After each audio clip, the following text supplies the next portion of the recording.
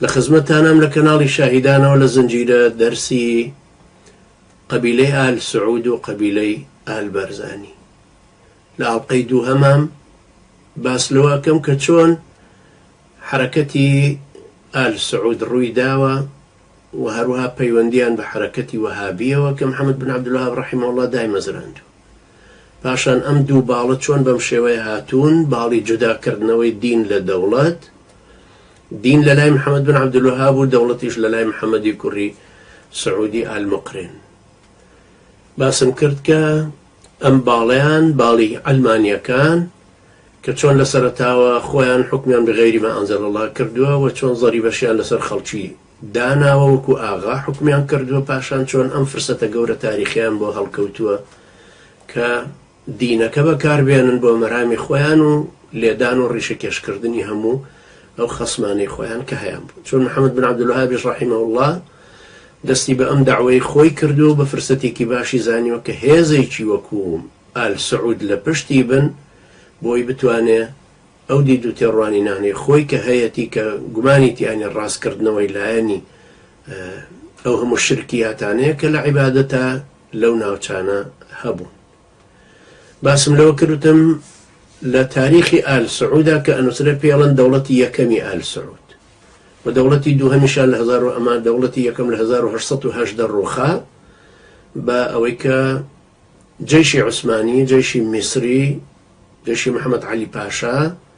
بە سەرۆکایەتی کوڕەکەی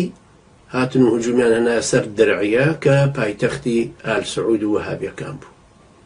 ساڵی 1818 کۆتاییان پێهێنا مرحلەی دووهەم کە دەست پێکە پێڵەن دەوڵەتی دووەمی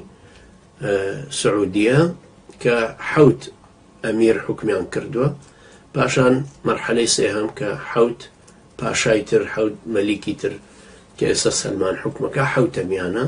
ئەوەش مرحلەیەکی ترە کە دێنە سەر باسکردنی ئینشاءڵڵا لەم باڵی عەلمانیەتەیە باڵی ئەم حاکمانە باسمان کردوتمان یەکەم جار محەممەدی کوڕی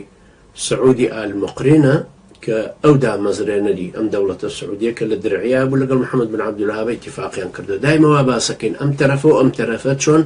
پەیوەندیان پێکەوە بوو ئەم عەلمانیەتە و ئەم ئیسلامیەتە چۆن دەمج بوون پێکەوە لە مەساڵحی هەریەکە لە مەساڵحی خۆی بۆ بەقووەتکردنی هەریەکە بۆ بەقووەتکردنی خۆی بەویتر خۆی بەقووەت کردوتەوە و ئەمەش چۆن بوو بەو حرەکەتە و پاشان ئەم دەوڵەتەی لێ دروست بوو کە حرەکەتە دینیەکەی دوای فڕەدایە کەنارەوە کە ئیشی پێی نەما یەکەم جار محەممەدی کوڕی سعودە وەکووتمان حکمی کردووە ئەویان 41 ساڵ حکمی کرد پاشان عەبدولعەزیزی کوڕی هات 21 ساڵ حکمی کرد پاشان عەبدولعەزیزی کوڕی هات عەبدولعەزیزیش 21 ساڵ حکمی کرد اینجا سعود هات کە سعودی گەورەی پێڵێن و ئال سعود یا سعودیەکانە گەڕێتەوە بۆ ئەوە 11 ساڵیان حکم کرد و پاشان عەبدوڵڵا هات عەبدوڵڵاش 4 ساڵ حکمی کرد و پاشان کوژرا ئەم چوار کەسە کە محەممەدی کوڕی بن سعودە پاشان عەبدولعەزیزە اینجا سعودە اینجا عەبدوڵڵای کوڕی سعودی کوڕی عەبدولعەزیزی کوڕی محەممەدی کوڕی مقرن ئەمانە حکمی ئەم تەرەفیان کرد و لەم سەردەمە بوو لە بەرامبەر ئەمانە لەم مدە زەمەنیەی 21 41 و 13 و 4 ساڵ لەم مدەتە زەمەنیەیە محەممەد بن عەبدولوهاب ڕەحیمەه الله لەبەر عمری 92 ساڵ و ساڵی 1903 لەدایک بۆ ساڵی 1996 تقریبا کۆچی دوایی کردووە 1991 کۆچی دوایی کردووە لە مدەتی عمری محەممەد بن عەبدولوهابە لەگەڵ محەممەد بن سعودا ڕێکەوت و پاشان لە زەمەنی عەبدولعەزیزی شاهر بەردەوام بوون لەگەڵ یەکتر پاشان کوڕەکان و نەوەکانی ئەم هات لە حەلەقەی یەکەمە باسم کردوتم محەممەدی کوڕی سعود جا عەبدولعەزیزی کوڕی اینجا سعود اینجا عەبدوڵڵای کوڕی سعود و عەبدوڵڵاش 4 ساڵ حکمی کرد و دوایی گیرا و بردیان بۆ ئایا سۆفیا لەوێ کوژرا ئەم دەوڵەتە لێرە کۆتایی پێدێ لەم خەتەی تریشانە محەممەد بن عەبدولوهاب ڕەحیمەه الله معاصر هاوسەردەمی دوو لەم حاکمانە بوو اینجا ئەولادەکانی خۆی سولەیمانیان بەتایبەتی سولەیمانی کوڕی هاتنە سلەیمانی کوڕی عەبدولعەزیز ئەویش دوای دێ لەگەڵ ئال سعودا ئەمەی تر ڕەبط دەبنەوە هەمووی بە یەکتر و هەروەکو ئیشارەتیشم پێدا عەبدولعەزیز کوڕی محەممەد بن سعود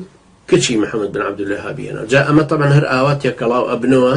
حتا ئەگاتەوە زمانی فەیسەڵ و حتا ئەگاتەوە دواییتر و ئێستاش ئال شێخ کە موفتیەکەی سعودیە ئێستا کوڕێکی تری وەزیری كوريجاني أميري خوندني دينية لما كو كوريجي تريان وزيري معارف بوهرهنا أم عبد الرحمن آل الشيخة وتيكلاويش ينديسان أوانج لقل عائلة فهد وعائلة فيصلة في أشترها بوك أمانة قررنا سر حسيني كوري محمد بن عبد الوهاب كبيشانو ترى آل الشيخ عبد الرحمن آل الشيخ أقررنا بسر أو حسينيان ك لزنجيلي بربابي أوانو أقررنا بسر محمد بن عبد الوهاب بهرحال يستأويك تا يستجيشتيني أويك بانجوازي بناي بانجوازي محمد بن عبد الوهاب بس لو سردمو دروز بالهزار حوصة بنجاو سيوا كيسو 206 صالك تقريبا زياترة بونزيكي 207 صالك اتشا ام بانجوازا لختي آل سعود وبقوة كرا آل سعود بخوان بشوي حل زوني زياد ينكر جادين سروي كتشون دسيان بشركان ينكردو كوت نسر اواني كنزيكترين كسيانا لبروي كدعوكي محمد بن عبد الوهاب بالبشتي وبهابو دعوي علني تربو وخاصة لسر مذهبي حنبلي وناوشك خوشي هروابو واهتمامشان بعلم شرعي داوا إمام محمد بن عبد الوهاب رحمه الله خوشي عالم درسو علمي بقرآن وبحديث وبصحاح الستة وهروها بفقه حنبلي وبسيري بيغمري خواه عليه الصلاة والسلام جاء بياويتي هم عالم هم حركي ككوتبان جواز كردون تلبكاني أهنايا وديسان بود درعية ورد قورة الأبو طبعا وكاتش خو ويستا ونبو حاكم يكشي وكو حاكم قادري كافر وملحد أرز توزيع كالا خلشي ولاتي أهلي إسلام وكشتانا هيج شتيك نوا تاكو أم استعمارة هاد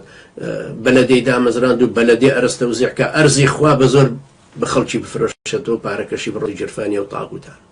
أو كاتا أرزي إخوة بو هركسك ديبا وخي خانو درستكا هيج كشيكي لو نبو لبرو تلبكان عادة أنا هاتن ولا شيخ محمد بن عبد الوهاب وعلماء كانش زياتر أبون درعية زياتر بوك أشهاتن أنجا أمر روحي أوان تيابوك برون أو شونانا بروخينا كقبر سانا مرقدة شويني ذكري شركياتك أوش إن شاء الله دعاء دينا سري وخواي بردقاري مشوي أوش هداية وأقول قولي هذا واستغفر الله لي ولكم وجزاكم الله خيرا والسلام عليكم ورحمة الله وبركاته.